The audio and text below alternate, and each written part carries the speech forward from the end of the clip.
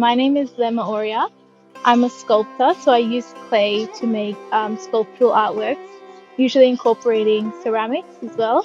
I'm located in the Blacktown area in Western Sydney, Australia.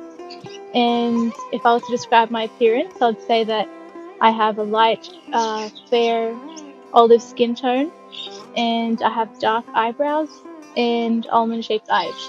Right now, I'm in my garden.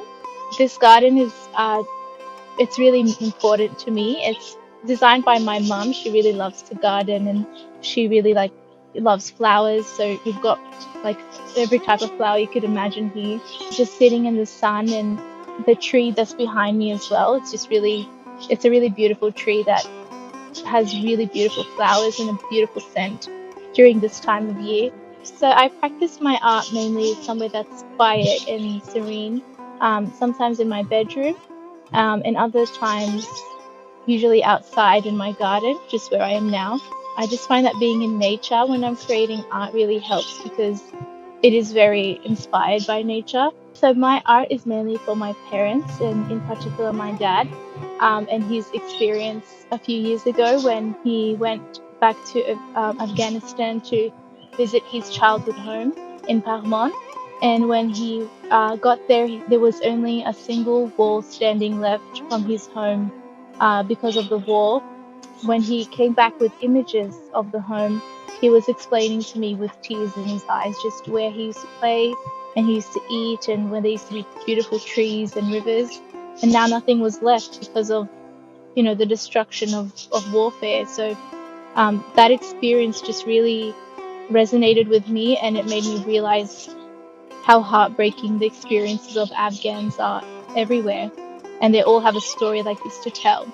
I also aim to incorporate the Japanese art of kintsugi, which is where they broken ceramics are mended with gold so that their scars become a thing of beauty rather than something to be discarded. So yeah, I kind of use that to represent my hope that one day my homeland will be healed and as beautiful as it once was.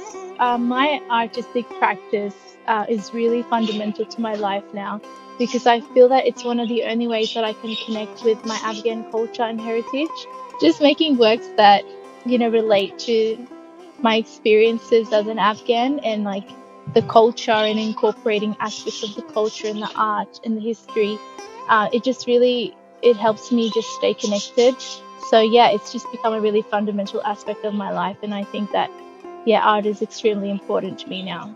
My favorite poem is by the Persian poet Rumi. He was a 13th century poet, and he was very famous even today because of the meaningfulness and relevance of his poems. So my favorite one goes, as Mohabbat Kharha Gul Me Shawad, which means through love and kindness, even thorns can become as delicate and beautiful as flowers.